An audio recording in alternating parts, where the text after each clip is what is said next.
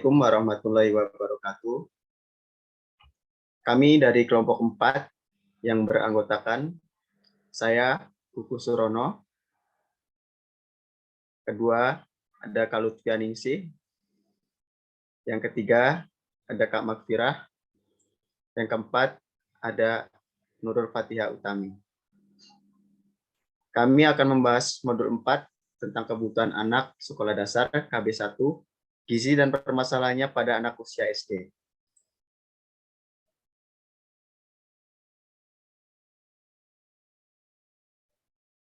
Sejak duduk di bangku SD atau TK, siswa diajarkan akan pentingnya makanan 4 sehat, 5 sempurna, ditambah dengan susu untuk menambah gizi bagi pertumbuhan anak, agar pertumbuhan fisik maupun mental anak berlangsung optimal.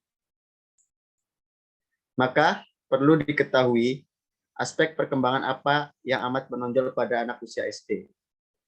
Perkembangan fisik dan motorik adalah dua topik yang mengawali kegiatan belajar pertama ini.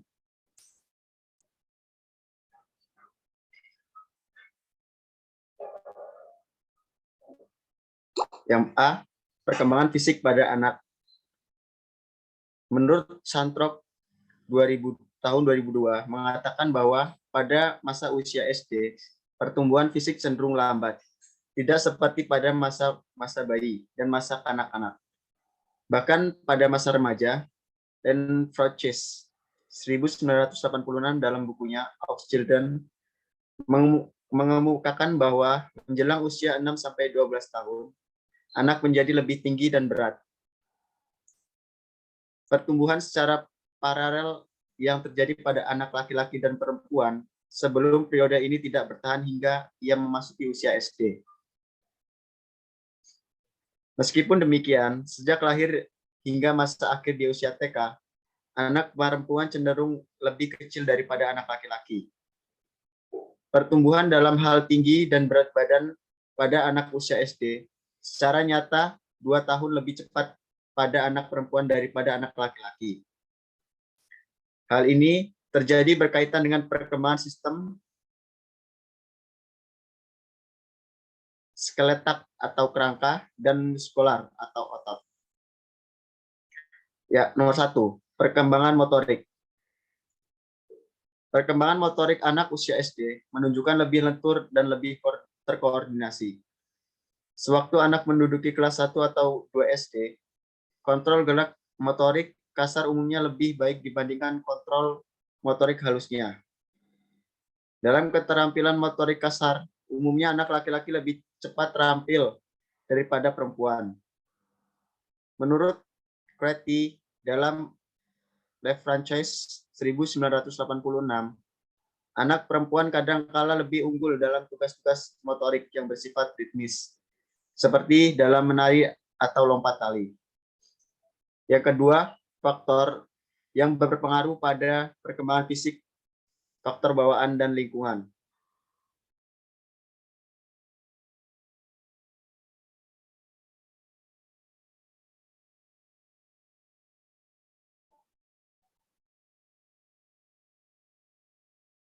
Yang pertama, faktor bawaan atau genetik. Untuk meneliti faktor bawaan atau genetik pada perkembangan fisik seseorang, banyak dilakukan penelitian terhadap anak kembar identik atau satu telur, yang dibandingkan dengan anak fraternal atau lain telur. Namun, potensi genetik atau bawaan dalam setiap aspek perkembangan fisik sangat ditentukan oleh bagaimana dukungan dari lingkungan, khususnya pemberian gizi yang baik serta bagaimana kondisi ibu ketika sedang mengandung.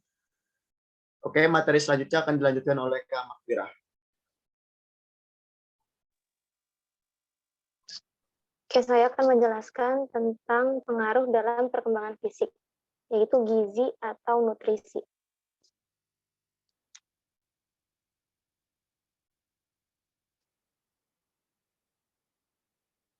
Yang pertama ada kaitan usia dan kebutuhan gizi.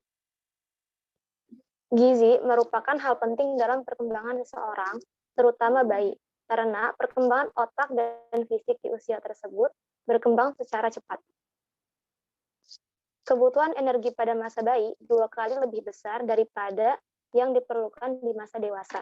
Karena 25% dari keseluruhan kalori disediakan untuk perkembangan organ dalam tubuh manusia. Yang kedua ada gizi pada anak SD dan remaja. Berbeda dengan masa sebelumnya, di usia 6 bulan, bayi sudah mulai menerima makanan yang lebih padat. Usia 2 tahun, makanan-makanan yang lebih bervariasi. Ketika anak sudah mencapai usia SD, lingkungan sangat berpengaruh bagi jenis makanan yang dikonsumsinya. Kemudian yang ketiga ada malnutrisi atau kekurangan gizi. Menurut Bellamy, dalam Berg 2003, menyebutkan 40-60% anak di dunia ini tidak mendapat pangan yang cukup.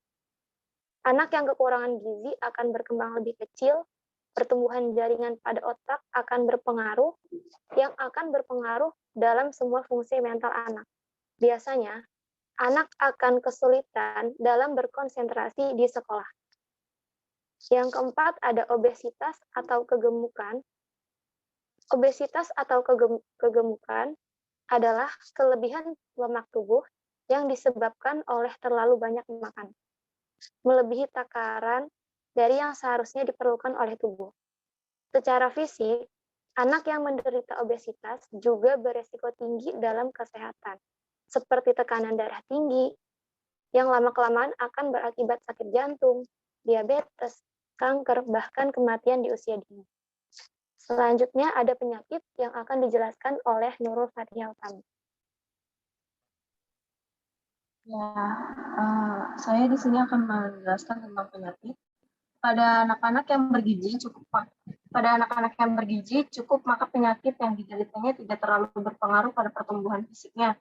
Namun, pada anak kurang makan, penyakit yang diderita mereka dapat merupakan masalah yang serius. Contoh sebagai berikut ini. Penyakit infeksi dan malnutrisi. Malnutrisi dapat memudahkan seseorang yang terserang penyakit yang tentunya akan berpengaruh pada pertumbuhan fisik. Penyakit akan mengurangi nafsu makan pada manusia karena keterbatasan tubuh mencerna makanan. Kemudian yang B, imunisasi. Dengan adanya program imunisasi di sekolah maupun di puskesmas dapat mengurangi timbulnya penyakit di kalangan anak-anak. Oleh karena itu, untuk mencegah secara dini begitu ibu melahirkan, maka dokter anak akan memberikan jadwal pemberian imunisasi pada bayi. C. Kehidupan emosional. Rangsangan perhatian dan kasih sayang merupakan hal yang utama bagi anak karena dapat menunjang pertumbuhan fisiknya. Ada 2 gangguan yang serius dalam pertumbuhan jika anak kekurangan kasih sayang. Contoh sebagai berikut. Kegagalan non-organik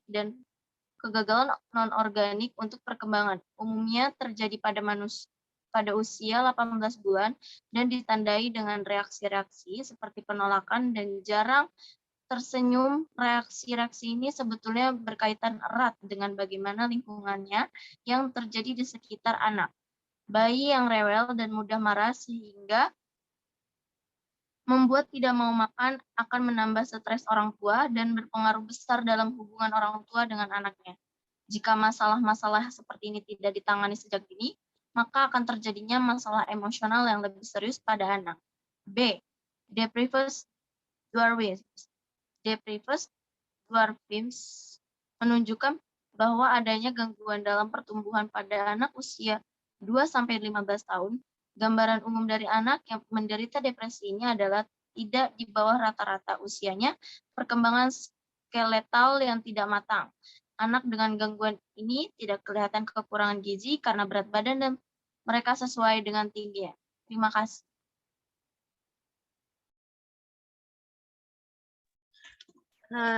Saya mau melanjutkan kesimpulan dari materi ini. Walaupun pertumbuhan fisik anak SD cenderung lambat, namun tak dapat disangkal bahwa kebutuhan gizi yang seimbang di usia SD tetap perlu diperhatikan. Hal ini mengingatkan pada usia SD, anak berada pada masa pertumbuhan yang kelak akan berpengaruh pada masa-masa selanjutnya. Dikatakan bahwa menjelang usia 6-12 tahun, anak menjadi lebih tinggi dan berat. Hal ini karena pada usia tersebut terjadi perkembangan skeletal dan muskular. yang banyak berkaitan dengan jaringan tulang kerangka dan otot seseorang. Di lain pihak, perkembangan motorik anak SD pun sudah lebih sempurna dan terarah. Itulah sebabnya anak-anak SD sudah dapat dilatih untuk berbagai kegiatan olahraga yang memerlukan koordinasi gerakan. Namun, agar dapat dilatih dan berkembangnya lebih sempurna, anak memerlukan gizi yang baik, khususnya yang mencangkup 4 sehat dan 5 sempurna.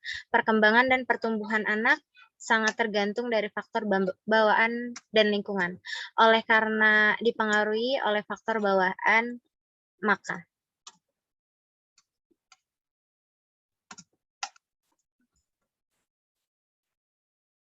selanjutnya Oke, terima, akan diinikan oleh Kak Kuku. oke, terima kasih. Sekian penyampaian dari kami kelompok 4. Saya akhiri. Wassalamualaikum warahmatullahi wabarakatuh.